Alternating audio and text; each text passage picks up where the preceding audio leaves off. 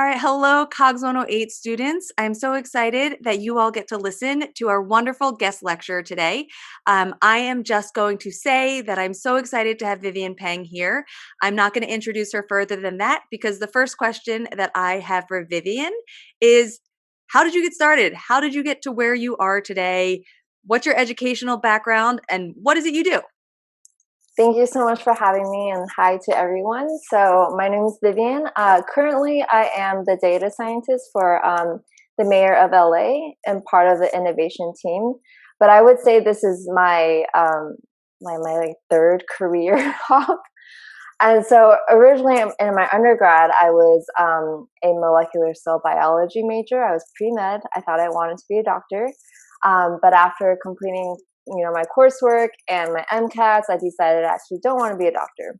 So I took some time to work after undergrad and then discovered that I actually really enjoy public health. So I went back to school and got my master's in public health. And that's when I discovered the world of data science. I took an intro course in data science during grad school. But at that time, I would say the field and the types of roles that companies have for data scientists were still not as developed. And I was also very new to that was the first time I was introduced to programming. So I wasn't really confident about my skills. But I do come from a communications and a design background. And so I was able to really find my niche and career in doing communications and advocacy for public health. So for many years, I worked with Without Borders, doing that kind of work. And then, a couple of years ago, after leaving my last field mission, I came back and, data science always hung around, something that I was continuing to learn on my own, even though I wasn't doing it as my job. So earlier this year, I actually went back to take a boot camp, a data science boot camp, and that's where I just wanted to refresh my skills, get back and discover that I still really love this, and then applied for a role as a data scientist. So I would say this is my most recent career hop. But what I like about both public health and data science is that they're actually really big umbrellas. So even though I feel like I specialize in these, you can really have a different kind of perspective day to day, and that's what gives me keeps me learning and gets me really excited. Perfect. And okay, so you're kind of, I don't want to say jack of all trades because you really have had this focus throughout. And so you've got this background in biology, which then led to public health. Amidst all of that, also, we haven't necessarily talked about the fact that you are this accomplished and incredibly talented artist.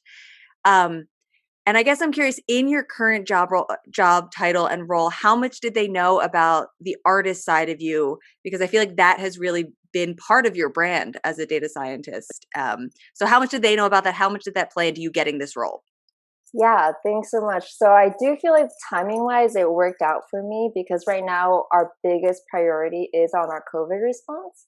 So one of my daily tasks, the thing that takes up the most of my day to day is we build these data decks for the mayor and for the public that tracks all the different COVID numbers coming in from various sources for LA County. So looking at both case rates, death counts, and various other ways to look at how we are doing in terms of our COVID response, and the data comes in from all these different aspects. So definitely my public health background was a huge advantage for this kind of work, but also I was very upfront with my design skills and also the artist background as well. And so that came all the way from the first step, applying. Part of the application process was to submit just your resume, but also samples of your work. And so we had to show 3 examples of your data science projects, right? And so I packaged those together, but I designed the layout and everything, made sure that I was a clear story throughout. And I definitely think that the design of my resume and my case studies actually was the first signal that I like design, and that actually makes a really big difference because I really believe that data science is great, but it's only as good as you can communicate about it sometimes. And so throughout the interview process, I was very clear to outline like artistic abilities are, and just how I'm dedicated to communicating about the work that we do. So that definitely had a huge advantage. Hmm. I guess you mentioned that you came from a communications background. So just the last question I'll have on your background before we get into your work and what you do is, where did that come from? How did you get interested in it, and how did you get training? What did that look like? Yeah. Well, so by communications, a lot of the work that I did was both strategy, so developing, working with our key stakeholders, identifying what our goals are, and then building strategy to like align and gather support around our like topic areas. But also, I do a lot of design and illustration, animation, and I never went to class or school for this kind of work. Really, how I got started was that I had a dance team on on campus in college, which I loved, and we would always need like flyers and videos to make promotions about like our workshops or our performances coming up. And I just really enjoyed learning design for the purpose of making flyers and things like that. And somehow like that little spark just like turned into a career into creating content and yeah, communications. But it really started from there, and I just learned a lot. You can learn a lot on YouTube, online. There are blogs, everything available. And I kind of ask that because our students, that's not part of their curriculum necessarily, but it is something that they would benefit from. So I think to hear that you can become so talented and versed in it without necessarily having formal training is a good reminder to them that you don't have to necessarily take a class in all these things to get these skills. Yeah, absolutely. My first job out of college was a social media position. This was a while ago, so social media looked a lot different than it does today. But I remember in like my final interview, my director at the time asked me, he was like, "What are you doing here?" He said, "Your background is in biology. Your work experience is like in a cancer research lab. What are you doing?" But I had examples to show, and so it may not be like work related. It wasn't my title, but I was able to show examples of, okay, this is the kind of work that I can do, and be able to apply. Um, all of that applies. It doesn't have to necessarily live on your resume. Yeah, perfect. Okay. I feel like we have a good idea of how you got to where you are and a little bit about what you do now. I wanted to start with when you first started entering the like what you would consider the data science field, whenever that was. What was some of the first work you did? And did you feel like you were pushing against your comfort level? This is a student question. And I think a lot of them feel right now that they're out of their comfort zone when they start thinking about entering the workforce. Yeah, yeah, definitely. So I would say, even when I was first in my data science, intro to data science class, we learned R. R was a program language that we started in, and it was so beyond my comfort zone. I would pull all nighters. I literally quit one of my part time jobs because I spent so much time learning. But there was something about it that I was like so interested about it. It just kept me motivated. And so, even though this is my current role is my first data science title, but before that, every position I held, I would always try to pitch data science projects. So that allowed me to continue to learn R and continue to apply these skills. And so one example was when I was at Doctors Without Borders, we were campaigning for Pfizer to lower the price of the pneumonia vaccine.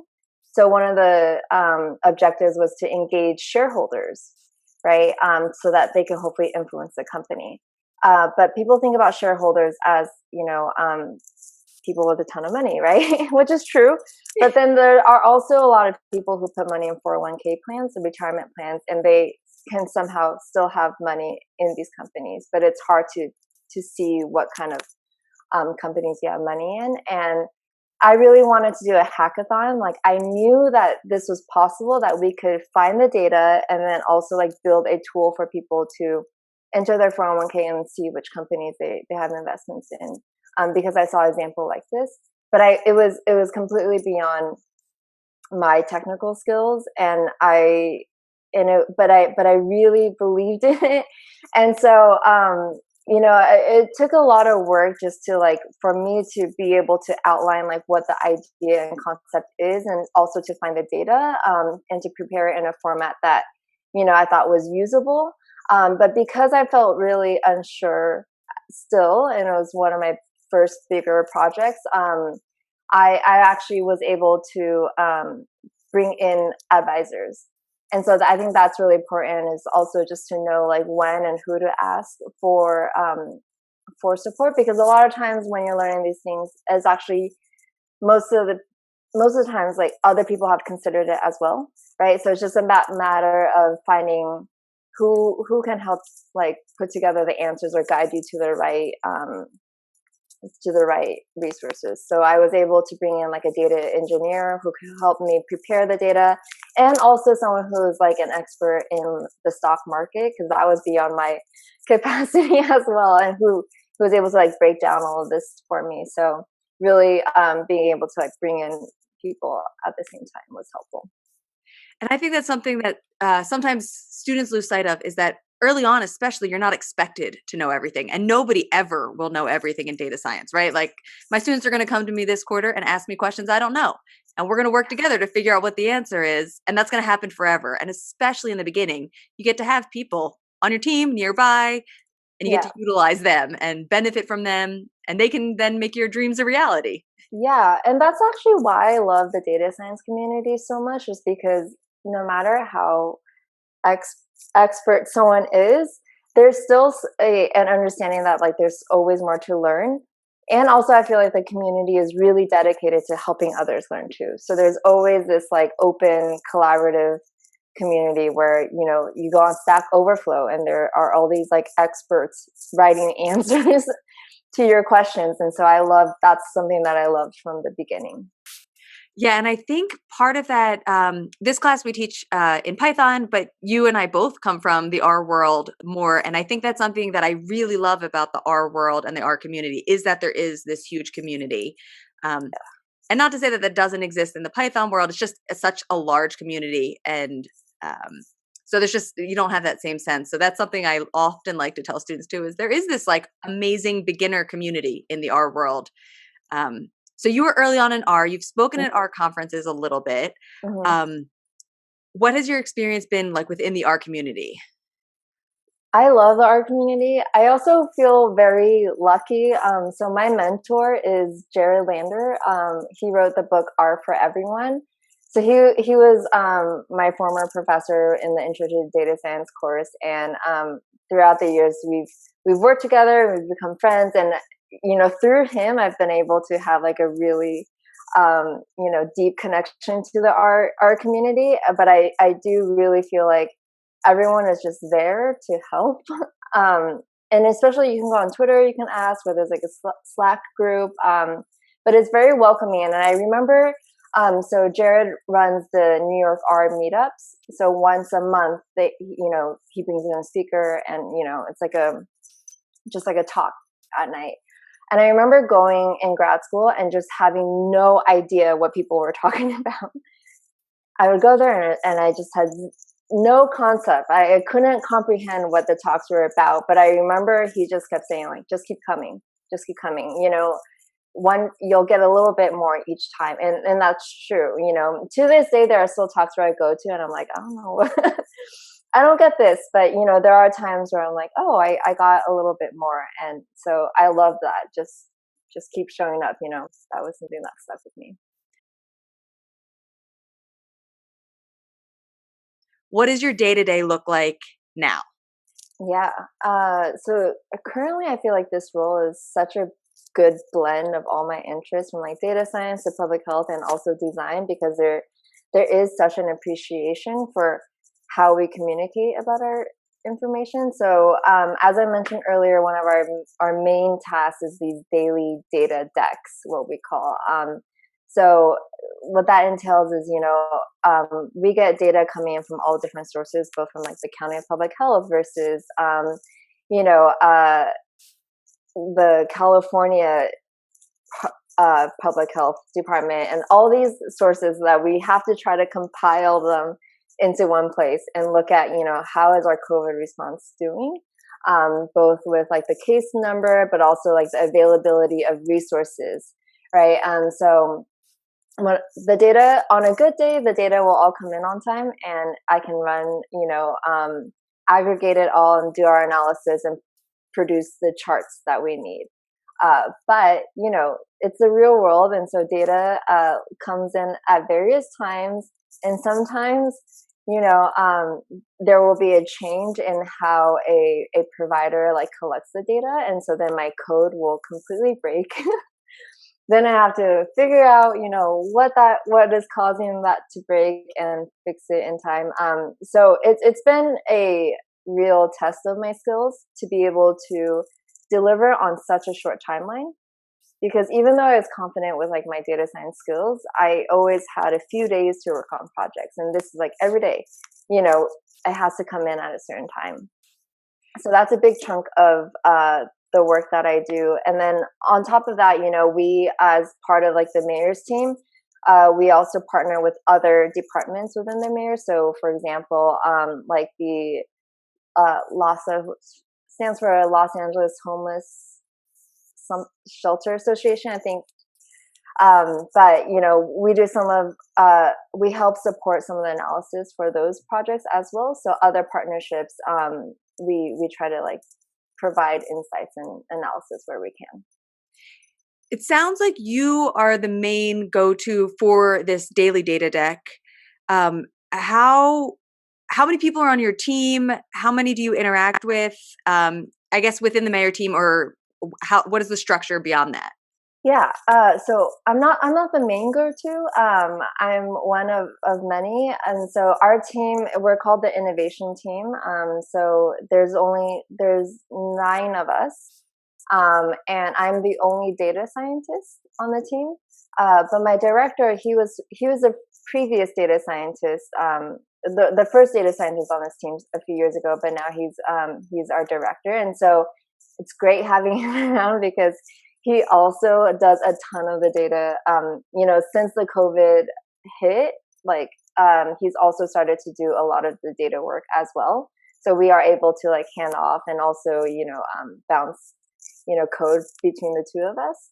And so there's us, and then there are 2 designers on the team, and then also a project manager, policy, an analyst, and a civic design lead. And so there's a good mix of skills, and we all, like, the designers also jump in and work on the data deck. And on days where I am I'm off or I'm unavailable to get to it, one of our designers is also able to run some of the Python code, which is wonderful. So we really come into like a multidisciplinary. That's great. And then you can, when everybody has different interests, you can learn a lot more, but also it is nice to have that overlap so that you aren't on the hook 24 hours a day, 7 days a week. And you can breathe and take time in your evening to guest lecture for my students. Yeah, definitely. It's really great. But I can only imagine that the pressure y'all have been under during all of this as a team and as an individual. So we really appreciate all you all are doing to try and help the public health crisis that we are all living through. Okay, so you work with lots of data. You have historically worked with lots of data, and you continue to do so. What are the biggest misconceptions that people have about this field and this idea of working with data and data science generally? This is a really good question. I actually thought of different answers as I was preparing for this, but I think what I landed on, I wanted to share, is that this idea that data is objective. I think people like to come into data science, not just people who work in data science, but people just like the general conception around data science is that it's very objective, it's scientific, it should be clear cut, but actually I don't think it is, because who is the one collecting the data? It's humans, right? And so we bring in our own biases, and I'm sure you said this and you've heard this before, but it's not objective. And so I think for me, that means that I continue to question and, want to understand, like, what am I collecting? What am I doing? Right. And who is like the main audience for this kind of work. And also, because knowing that it's not objective and that data impacts humans, real humans, um, it keeps me on my toes just to like always, remember I don't ever want to become desensitized to numbers and data. And it can be easy to get there, right? Because we look at numbers and it's huge data sets, and what is 1,000 compared to 10,000? Those are both big numbers, right? But they're, at the end of the day, it all impacts humans, and so I never want to lose sight of that. And I guess in your experience, so like you can internally keep that in and you can think about it and you can keep that in your work, but how have you communicated that out in your work to others? Like what projects have you done where you've like kept that in mind and that's also come out in the like deliverable at the end of what you've done? Yeah, so there's one very specific example that I have in mind. So coming back to the campaign that I was running for Pfizer, so one of the data points that we were trying to convey to people in general, because the reason we wanted to lower the price of the pneumonia vaccine is because it's the number one killer of kids under 5, right? So every day, 2,500 kids die a day around the world from this disease. But if you live in the U.S. or the U.K., where some of these pharmaceutical companies' headquarters are, we live in the U.S. and I actually don't know of any kids who die of pneumonia because kids get vaccinated against it. So it's not something that like I honestly wouldn't have cared about it if I didn't work in this field and didn't know about this, right? But 2,500, like that's so many. And so we wanted people to get a sense of what that feels like. And like I said, when you look at numbers, 2,500 and 2,500, those are the same, but 250, like to me, those are all big numbers.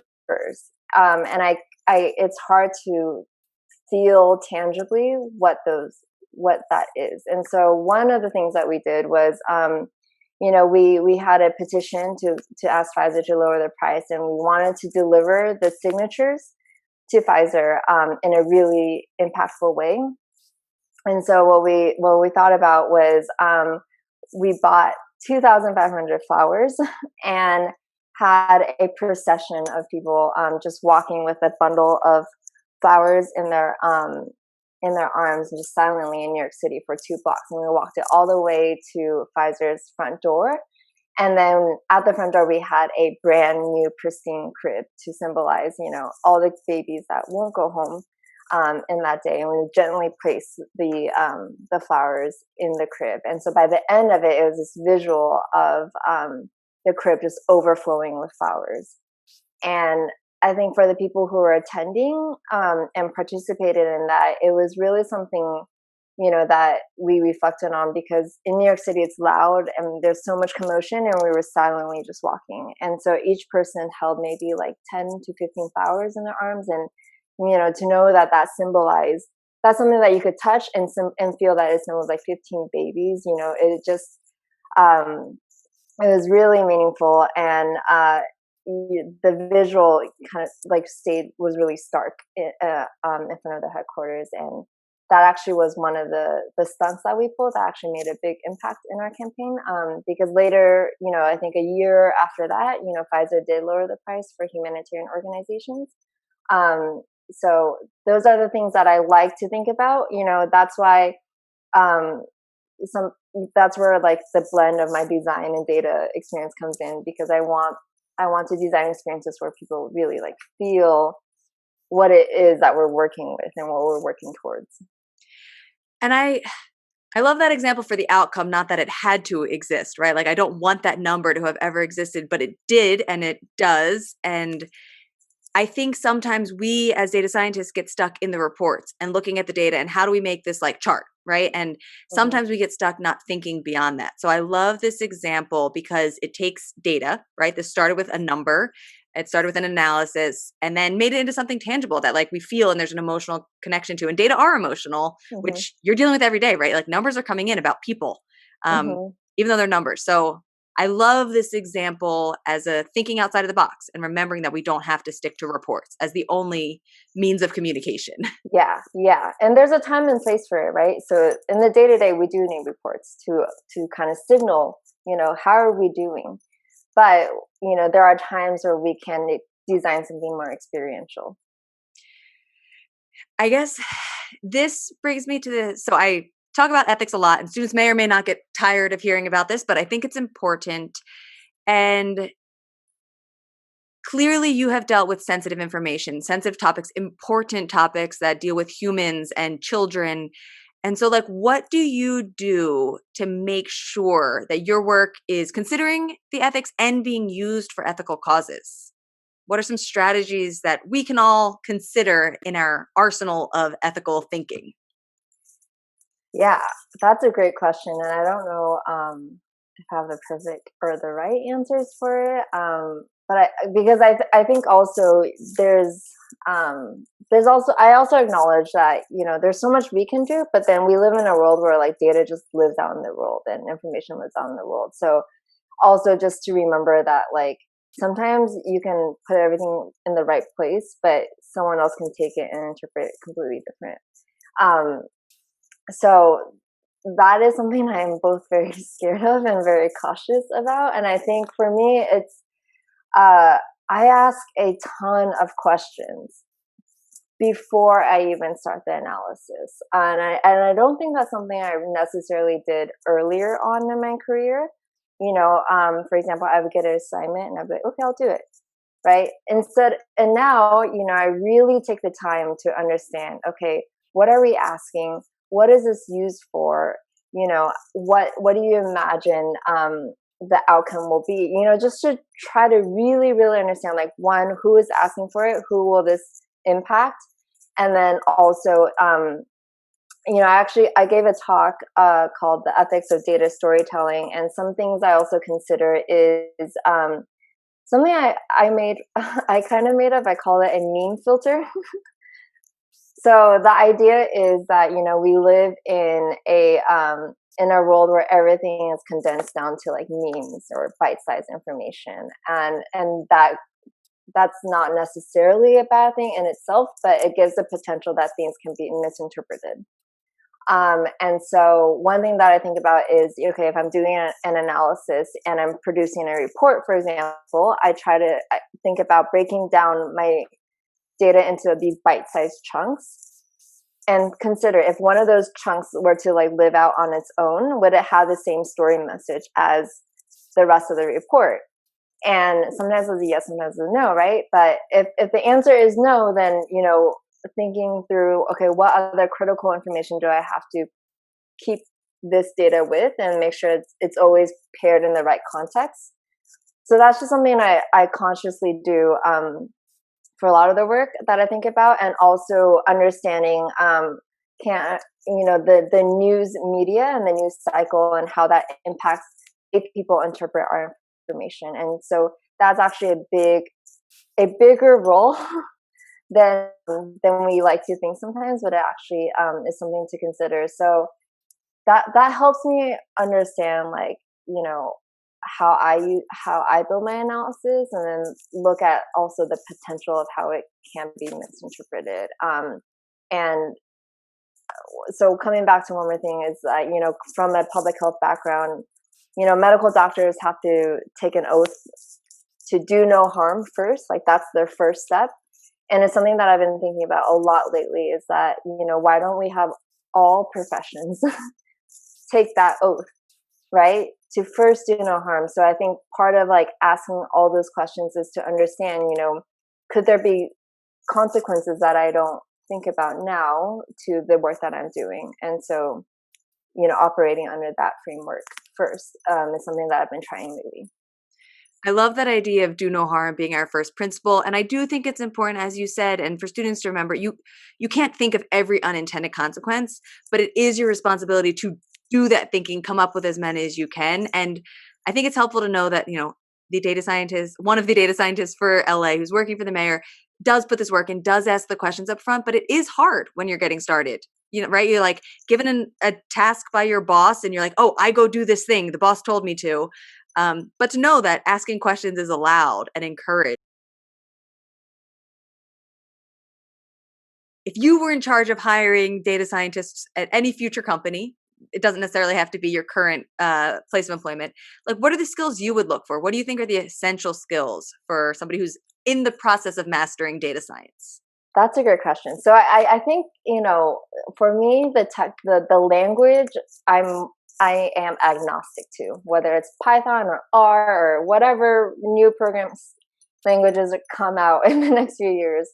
Um, I am an agnostic to the language itself, and more just about having a certain level of comfort and mastery within programming skills, and also something that when I first started, everyone said like read a documentation, and I would be like, yeah, I am reading it, but I don't know, I don't know what this is saying, and it's not something that I fully understood until very recently, and I don't think I have better skills or anything that helped me read documentation. I think the thing that was different was just this attitude shift that like I used to approach documentation and be like, oh, it's too dense, I don't know it, I can never get this. And then more recently, I'm just saying like, yeah, I can learn this. I can learn anything. And so once I opened up that, the documentation became easier to learn. And so I think just so what I mean by that is just really willingness to learn, right? So it's not about the technical or language skills itself. I think also, I'm biased to this, but I can't sell how important it is to communicate about our work, because you can have you can run the best model, the best prediction or analysis, but if you can't communicate that, then it doesn't live beyond your computer. And I think it's really important to help, not just communicate about what it is you're doing, but to help others, like especially key decision makers, feel comfortable with that information. And that is, I believe, the role of the data scientist, because most people, even data folks, are uncomfortable with data. And so helping others feel comfortable with it, I think, is a big role that communications can play. And then, the other stuff like, you know, uh, really critically thinking about like the moral responsibility that we hold as folks who analyze data. I think that's also a big point as well. You may think you're biased on the communication end, but I'll say I've had a handful, about on the order of 10 guest lectures now, and almost to a person, everyone has mentioned communication, and everybody has mentioned this ability to think critically and to question and to like how you approach an idea, and that's what they're looking for in interviews. Now, of course, like technical skills, they look for them. They want them somewhere, but they Right. haven't the same things you're saying. Like sure, you might be better in R than you are in Python, but as long as you're willing to learn and willing to grow. So might sound biased, but I've heard this from almost everybody. And I think it's easy to get stuck in the technical and feel you need to be like the master of all things technical and lose sight. It's easy to lose sight of these, what sometimes we call soft skills. Yeah, yeah. I felt that way. For many years, I didn't consider myself a data scientist because I didn't feel confident in my technical skills. But all the folks in the data science community were saying like, no, your communication skills are such a key part of that. But I kept saying like, no, no, no. And now, now I get it. And so I just hope people feel like really confident about like their communication skills as well. So how did you get over that like intimidation as you were entering the field? I don't think I have, and I don't think it ever goes away because there's always like something new and something more and someone that is more, everything, right? And Mhm. so actually, most recently in the boot camp that I finished, one of the instructors on our last day, I really liked what he said. Riley, I forget his last name, but um, he said, you know, I don't like that we call it an imposter syndrome, because syndrome implies that there are things that you can do and make whatever it go away, right? But it's something that is always going to be with us. And so if we look at it as a way of like signaling to ourselves, like, okay, I'm uncomfortable with this, but it's an opportunity to learn or to expand, or maybe the reason I'm feeling uncomfortable is because I actually really like this and I really want to learn and be good at it. And so just flipping it that way, I feel like really opened up my mind because I feel like a lot of times I talk myself out of opportunities, out of trying things because I just thought I wasn't ready enough or XYZ enough. Um, so that really like changed my whole framework.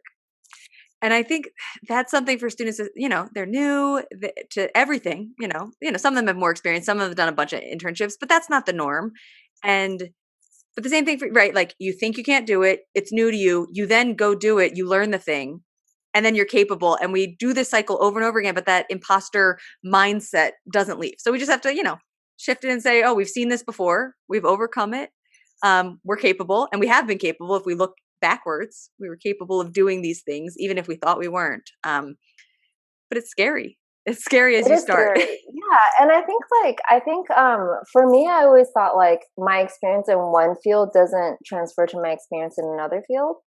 And so even though thought I was an expert in like communications and public health, I was like, I'm not an expert in data science, so I have to start from level zero. And after like so many career hops, I would say that your experience transfers, across industries. And yeah, you do have to start and learn again, but it doesn't mean that you're completely novice. And I think what makes a good data science being able to make connections, and so your experience from other fields or other activities all apply and are relevant.